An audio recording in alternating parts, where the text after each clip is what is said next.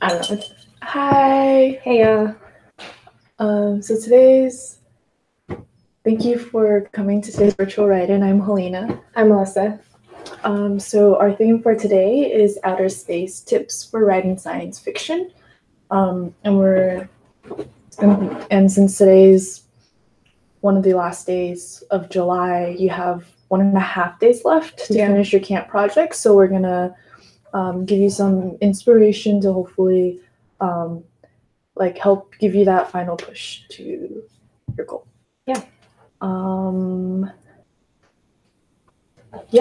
So we're gonna get started with our creative hack.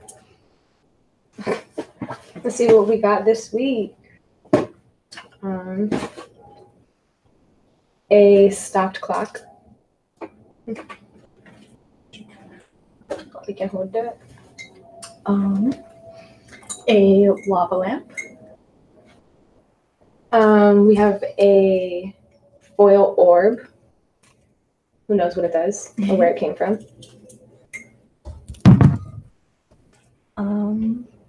We have a dinosaur, because there's definitely a lot of these in outer space. Special guest. And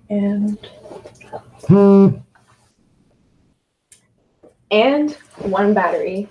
Because you never know, this could be the battery that powers the robot that saves the world.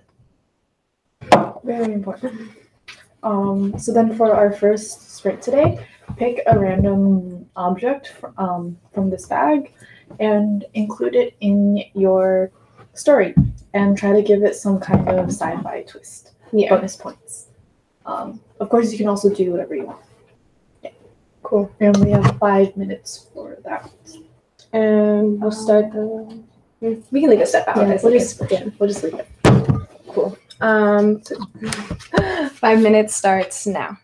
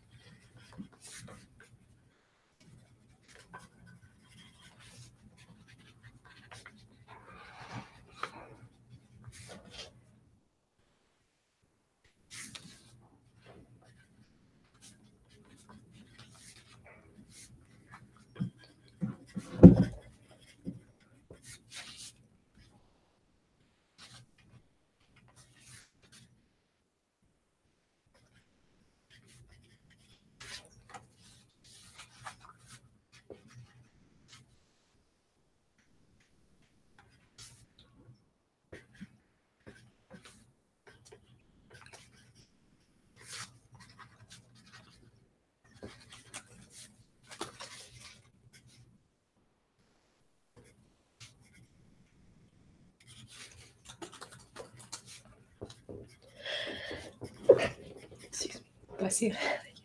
And that's the timer. You're right on time. So drop in your word count and a sentence to share with us. And in the meantime, while we wait for your comments, we're going to talk about science fiction. So I guess like more specifically, what do you think the differences between sci-fi and fantasy are? Because I think like at the library, a lot of times they kind of get like smushed together. It's like sci-fi / fantasy. Do you have a favorite subgenre of either? And how, I guess, like, what is the best way to make the impossible believable? Yeah, like in science fiction, because a lot of like crazy stuff happens. For real. Yeah. Yeah, I don't know. I think sci-fi and fantasy are like the same thing, more or less. That's where I added the question, because I really do want to hear what y'all think, like how you differentiate the two, or like where the line is for y'all. So yeah, drop in word counts and opinions on that, please, because I'd love to hear about it. Yeah. Yeah, they are very similar because you get a lot of like crazy things happen in both. Yeah. Yeah. Because I feel like, yeah, talking about making the impossible believable, I think that's fantasy to me if it can't be explained like as a thing that is believable. Yeah. But at the same time, I hesitate to call like Lord of the Rings and Harry Potter sci-fi. Kind of, that's a little true. I thought Lord of the Rings was like one of those things that is like what sci-fi is. That's like one of their like pillars. I thought I've never seen Lord of the Rings, so yeah, y'all let us know. Yeah, enlighten us.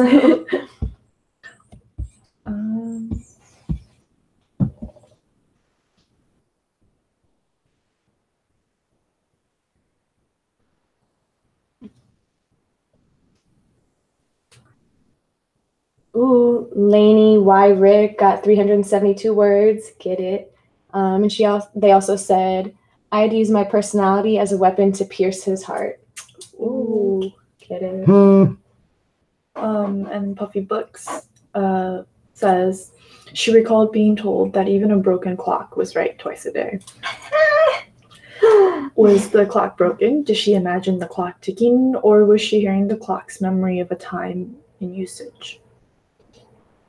Props for using the clock. For real.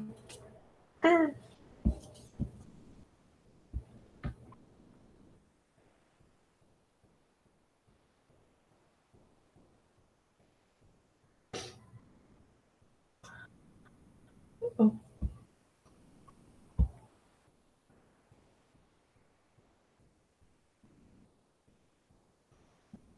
Miss Twisted says, I love sci-fi because I can't really read fantasy. I'm curious, why can't you read fantasy? Like, what is it about sci-fi that... Yeah, and like, where's the line for you between the two?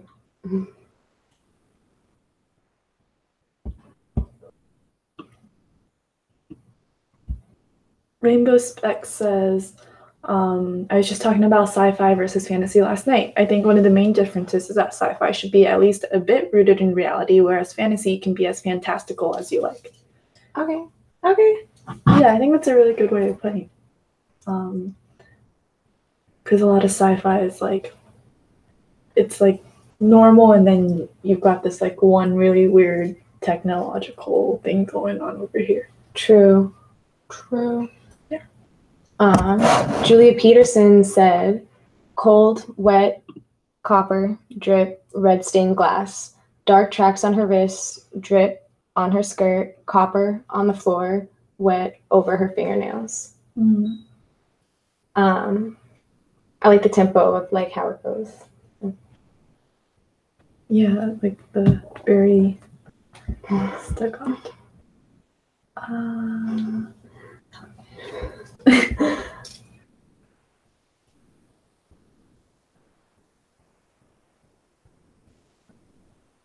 You feel free to scroll too. Applebrush said, I'm writing a fantasy and didn't catch anything on the list of stuff. So they wrote about a stick. That's really creative. You wrote almost 200 words about a stick. That's really creative. So don't sell yourself short. And their sentence was, I found a stick. A stick? Yes. Isn't it a cool looking stick? I'm sorry if I say the character's name wrong. Trishra, have you been eating any funny mushrooms or something? Ooh, are they in the forest? I like where it's going already. How y'all got this stick. I love it. Mushrooms growing on a stick. Ooh, wait, that's crazy.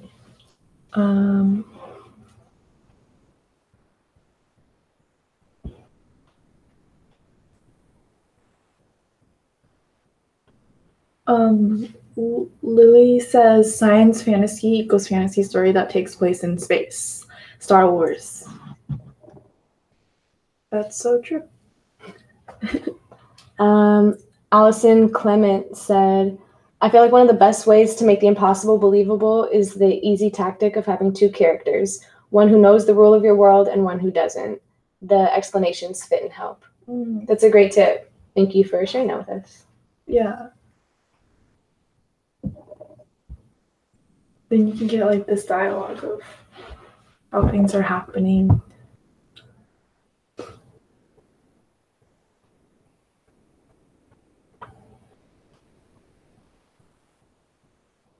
Landa Hoy is writing science fiction and struggling. So hopefully this video will be very helpful.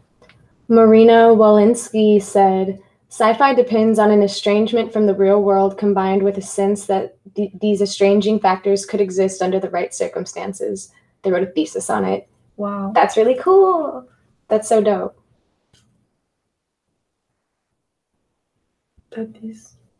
I would love to read your thesis on it. You should email it to us.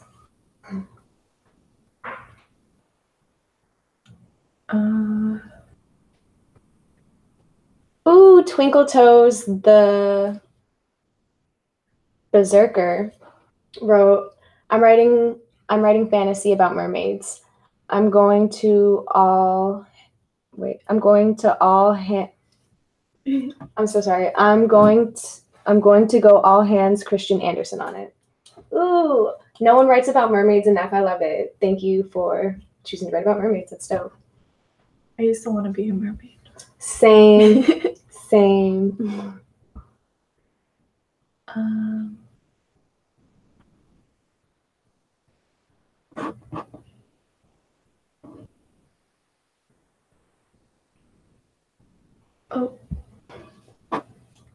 Garnet 69 Frost says, it wasn't just that the clock stopped. Everything stopped. No birds chirped, not leaves rustled. All life seemed to have ceased. Everywhere Matt looked, there were still signs of what had been life. Going all dystopian on this. Like this.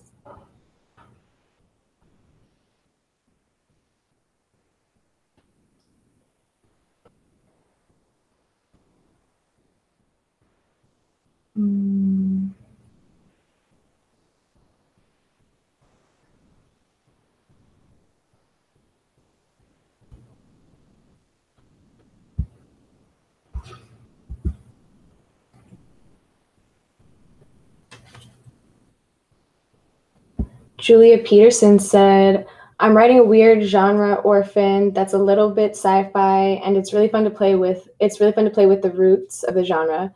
Nothing wrong with some judicious use of technobabble. Technobabble. Catherine says technobabble is how I live my life.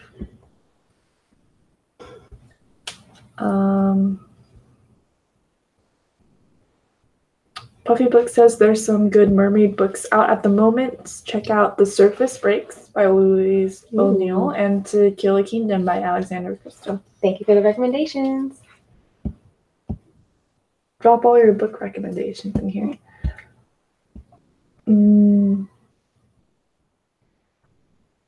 Goto says, in my story, the merperson stays a merperson, the human becomes a mermaid and then dies.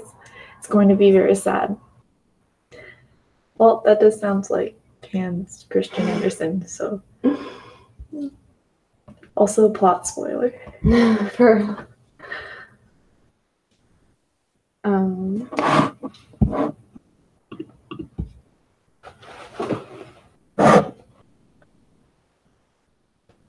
We're getting a lot of book recommendations. Yeller Bomb.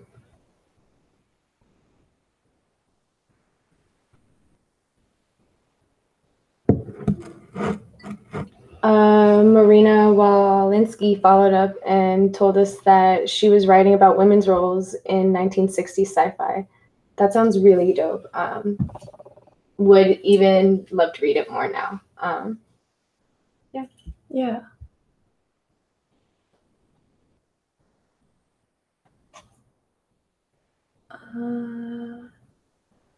Love and Gelato is a book recommendation. Ooh, The Seafarer's Kiss, Lesbian Mermaids. Ooh, I love it. I'm gonna read it.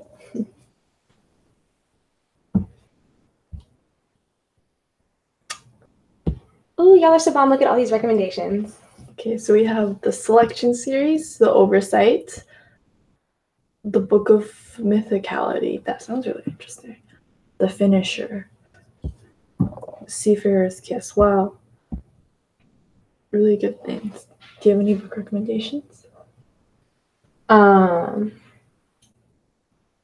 What's your favorite book?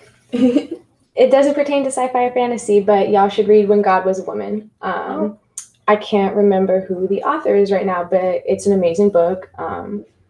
Yeah, it's just amazing. You can tell from the title what it's about. Yeah, check it out. Let me know what y'all think. And is it fiction? No, it's like a mini history book, kind of. Like, I don't. Like a history book, like about the history of God through. Yeah, it goes back to like, it gives you like the history before. I don't even know how to explain it. Like at some point, it was probably like a country in Europe.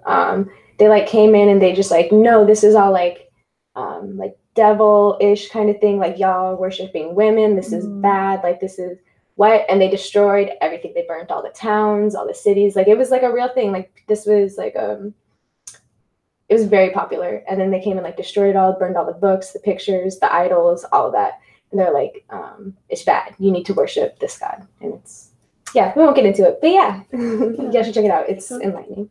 Puffy Books says it's by Merlin Stone. Thank you.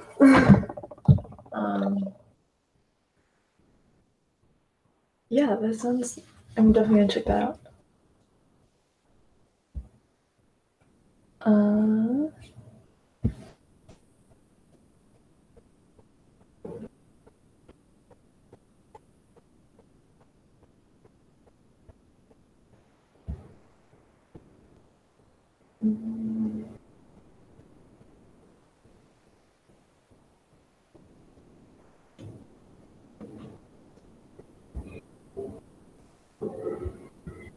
Oh, Twinkle Toe says my main character is a non-binary mer person.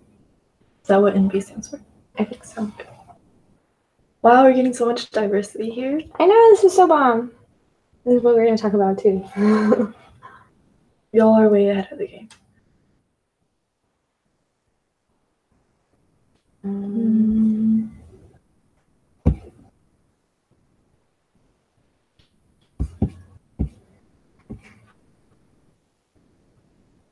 Shall we move on to the next word sprint? Yes, let's do that. Awesome. So for this next sprint, whatever story y'all are writing, have your main character, like they fall asleep, they're daydreaming, and reset everything like it's space, or like outer space, you know what I mean?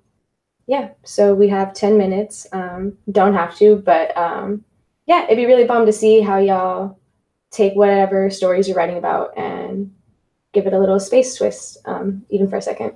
Yeah. So we'll have 10 minutes, and that starts right now.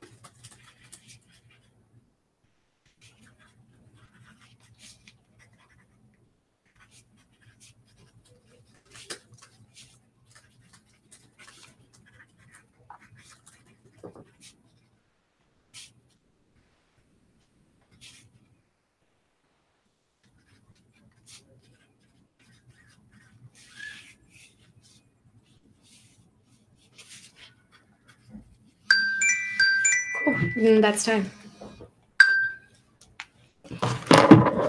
Yeah, so drop your word count, drop some sentences for us to share. And in the meantime, we're just going to talk about like some tips that we've gotten from like the NaNoWriMo forums and other places for like writing sci-fi or like stuff like that.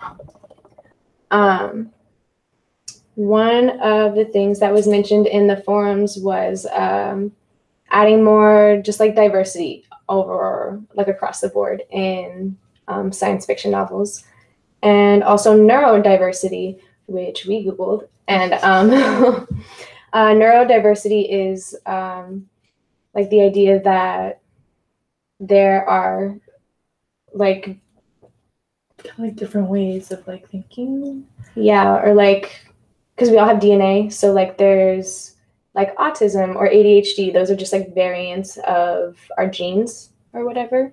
And there's not like any, like not to shame them, like it's just a different way of thinking that produces different results and ideas. But there's no like one better than the other. So yeah, just more diverse like characters and allowing more of a diverse way of thinking in science fiction. Yeah, and I think y'all are doing a pretty good job. Yeah, honestly. Next tip is science fiction is a good place for social commentary. So like again, like if you're like making your characters diverse, like that's like a kind of social commentary. Like you're giving different people a voice, and I think it's or the in the comments, the author said that social comment.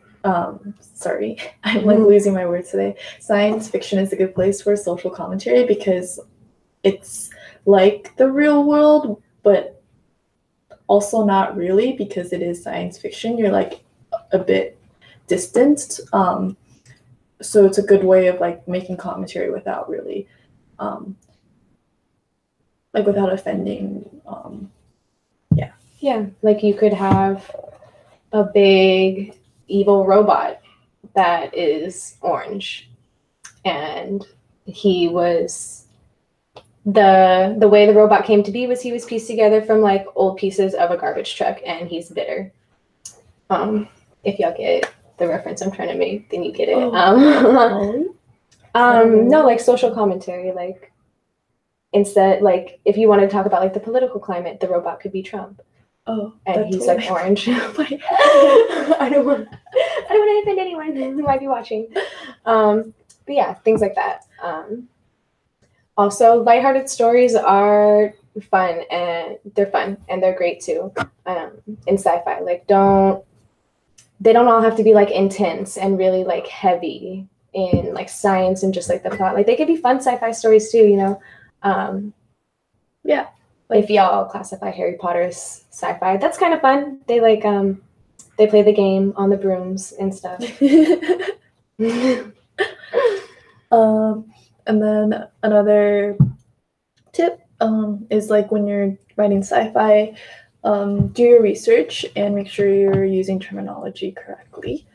So if you're talking about like spaceships or something, and I don't really know any terminology, but let's say there was a word for like, I don't know, propulsion system or something. Yeah, look it up and like include it to make your story more credible. And yeah, and then also don't info dump in like a character monologue. So like if there's some kind of new like tech device that like we in the real world wouldn't know about, but like the character would, it wouldn't really make sense for the character to go on like a page monologue about how like the thing works, like in the same way we wouldn't talk about a toaster in a normal story. Yeah, I don't remember who in the chat said it earlier, but they recommended using like two characters, like one who knows everything about the world and another one who doesn't, to as a way of like explaining it without just like info dumping like everything out at once. Yeah. And if you all have any more tips, please let us know. So let's see what you all wrote.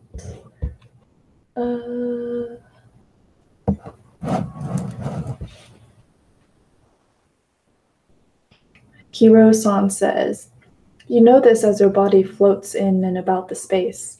It stretches on forever. It holds you close and it squeezes the air out of your chest because what else is there to do?" I really like that you used our space. Yeah, thank you. When I was, just as a quick side story, when I was little, I wanted to be an astronaut, and then I found out you couldn't breathe in space, and that was like a big deterrent for me. I was like, wait, what? Like it, yeah, it didn't register. It was just like offensive. Keon got 575 words. Good job.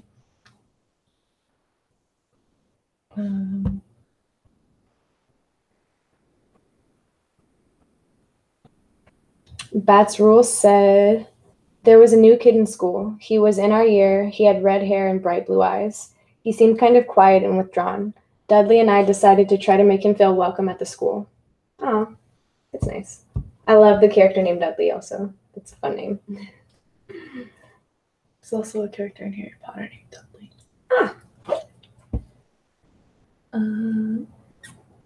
Another space one, Miss Twisted. "What intrigued me the most was how fast we were. From 35 on the freeway to 350,000 in a literal space. No air, no wind. Just slowly trudging through emptiness. Slowly, but going fast somehow." Ooh, I really like that's fun. Yeah. I was imagining like just hair blowing in the wind and everything, and you're like, nope, it's just no air, no wind. Just so that's emptiness. Crazy. Yeah. You can scroll too.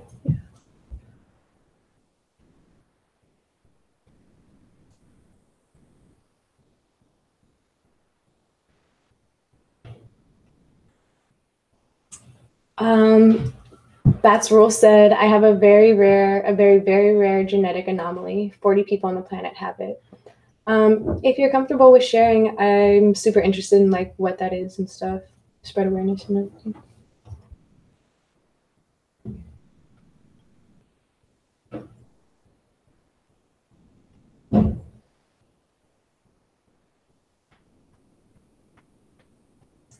Biblioatlas asks if anyone can recommend Afrofuturism books.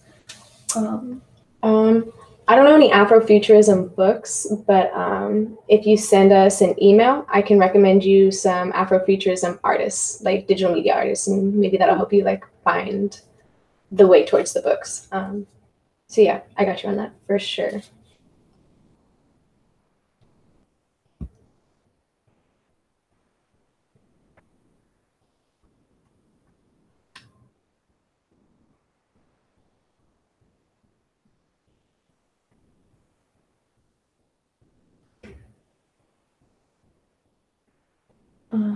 And if you see something, you can. Marley said, "Dreams that make me want to seek help for the rest of my natural life. So you need to come home or send someone on your behalf, like a physical person, because we both know what I have in my care, right?"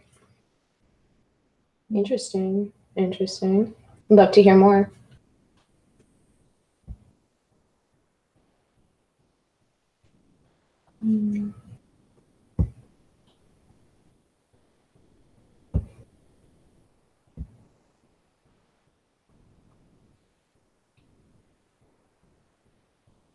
Lamita says, "I had my character wake up from a drug used to make him glimpse a past life, and he was just so happy to wake up to his diverse mixed home in space." Ooh, I really like that. So do I. That's really cool. That's really cool. It's like warm and fuzzy.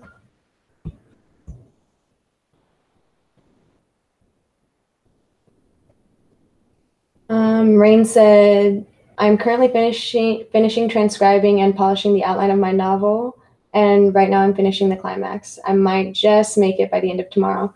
Well, you got this. Congrats on like getting there, and you got this. You're gonna finish. Yeah, you got 30 hours maybe ish. You can totally do 36. this. You got this. Yeah.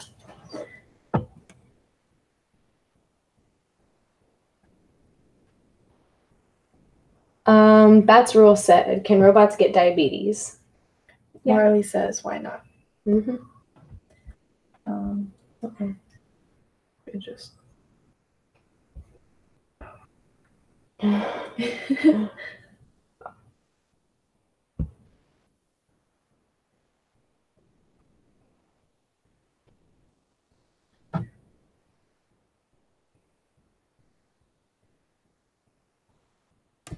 Namita says, I'd use sci-fi maybe to have a character who is AI to have a message that I think AI at a point becomes living and sapient, so it should have rights, not just a machine.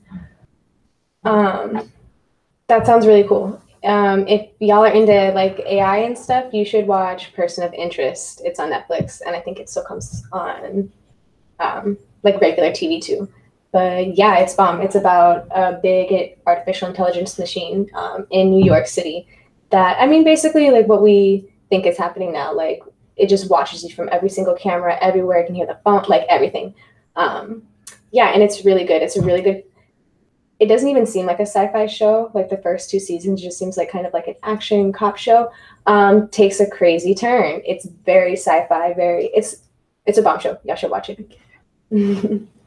Thank you for that recommendation. Yeah.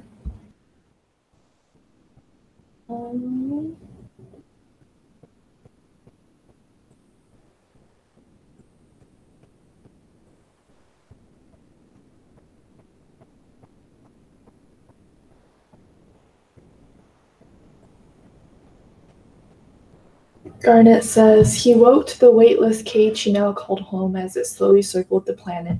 He bitterly missed the unpolluted oceans of his youth, cursing those beasts for poisoning everything he'd ever known. It's a merman in space. Yeah, we got some social commentary in there about pollution. Wow. Yeah. The social commentary, diversity, merman in space, everything about it. I love it. Speaking of pollution, it's July is no plastic month. I know it's like almost over, but be aware of your plastic usage and try not to use like one use only plastics like straws. Yeah. Sierra said, my favorite tip for sci-fi writing is cow tools.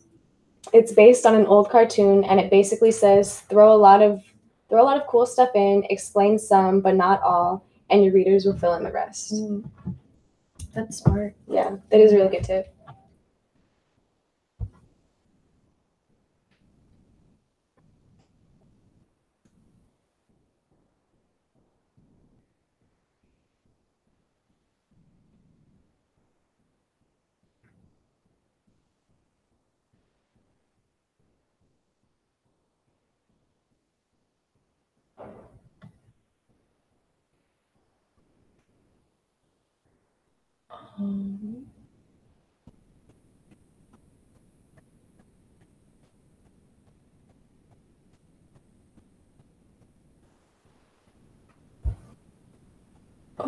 Oops. What just happened? Death to straws.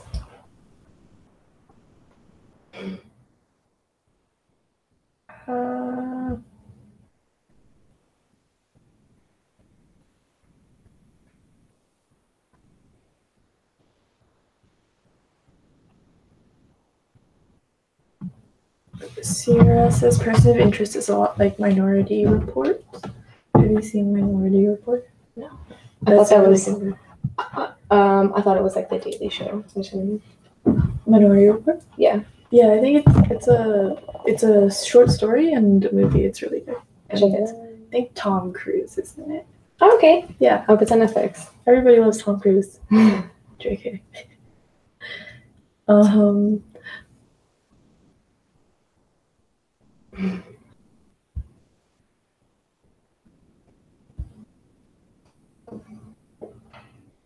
Garnet asked, did anyone do a Blobby in space story? If you did, please share it with us. Yes, please share.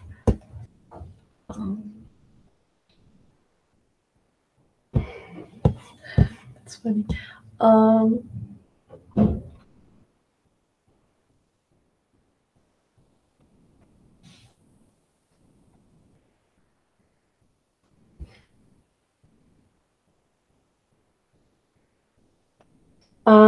Lily said she suggested Born of Legend by Sherilyn Kenyon. It's part of the League series and it has lots of AI and technomancy. So that sounds really dope. Is technomancy like techno romance? Like robots pulling on them. Their wires got crossed. I just thought of a really good sci-fi show, Black Mirror. Ooh. Lots of messed up things happen. I saw the first episode of the first season and I have not watched it since. So yeah, I think that one was like one of the harder ones. Like one of the more yeah. Lots of social commentary in there. Oh, Lily says technomancy is a mix of technology and magic. That's so cool. I love magic. That is so cool. I'm gonna check it out.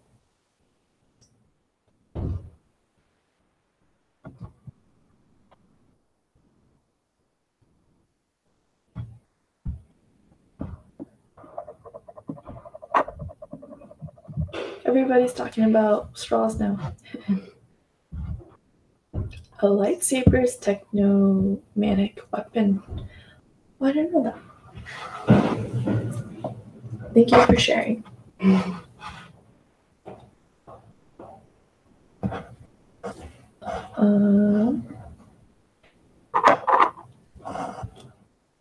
Twinkle Toe says Good Technomancy is the Name of the Wind by Patrick Rothfuss.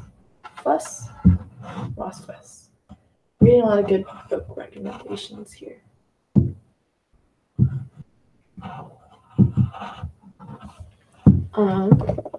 Cool. Shall we move on to our third sprint? Oh, yes. Sorry, I was not keeping track of time. Oh, man. Okay, so third sprint. Add an alien or robot or a time-traveling phone booth or some other out-of-the-world tech character in your story. Get creative. And how does this further? And when you do this, make sure to think about how it furthers your plot. Yeah. And bring you across the finish line. Of course, you're free to do whatever you want. Yeah. Cool. So we'll have 10 minutes for this one, and we'll start the time right now.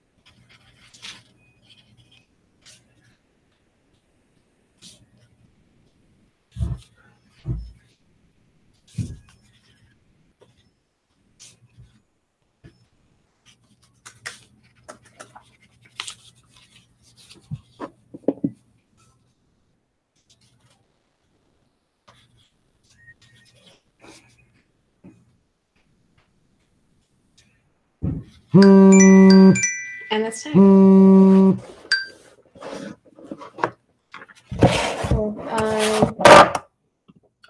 No worries. Yeah, send us your word counts, sentences. We'd love to hear what y'all did.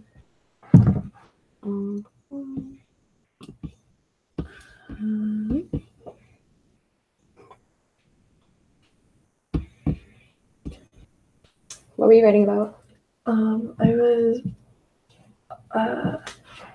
not writing about anything outer space, I'm ashamed to say. I was writing about this woman that I met, who's, I guess she's doing something that's like kind of science fiction. Like she's like making these drones to explore the ocean. Oh, yeah. That's cool. That's really cool. Yeah, she's really cool. What were you writing about? Not outer spacey, but I tried to use the silver ball. Yeah, it smacked my character in the face on their way home from picking something up. And yeah, they brought it home to, yeah, right now they brought it home and it's like floating in the middle of their living room. So they're trying to figure out what to do. One of the roommates is going to go after it with a fly swatter. So we'll see what happens next.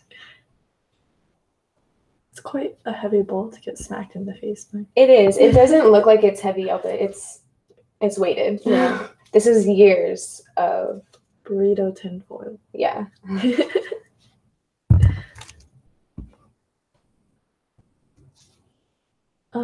Garnet wrote about that too. Yay. The mysterious orb floated before him, its insides churning like like a rainbow lava lamp. Lazily, he reached out towards it, but it seemed to always just be out of his reach. Ooh. Yeah, two items in there. Bonus points. And then, since we're running out of time, maybe just one more.